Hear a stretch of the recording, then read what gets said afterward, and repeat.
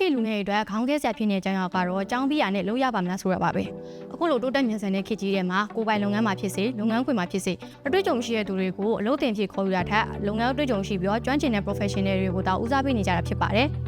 ပြည်တွင်းမှာဖြစ်စေပြည်ပမှာဖြစ်စေအလုပ်ကံခွင်ထဲမှာဖြစ်စေ professional ဖြစ်နေဖို့လိုအပ်ပါတယ်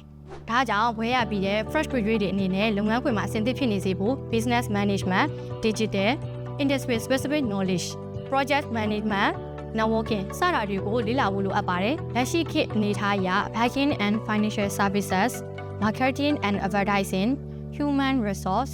retail, consulting, entrepreneurship and startup, real estate, hospitality and tourism, logistics and supply chain management, non-profits and enterprises, government and public အစရှိတဲ့နယ်ပယ်တွေမှာအလုပ်ကိုင်ခွင့်လမ်းများစွာကိုခေါ်ယူနေရပဲဖြစ်ပါတယ်။ DBUIC ရဲ့အားသာချက်ကတော့အကြောင်းပြရနဲ့လုပ်ငန်းခွင်အတွက်အဆင့်သစ်ဖြစ်နေစေဖို့လက်တွေ့လုပ်ငန်းခွင်နဲ့ချိတ်ဆက်ထားတဲ့ project တွေမှာကိုယ်တိုင်လုပ်ကိုင်ရခြင်း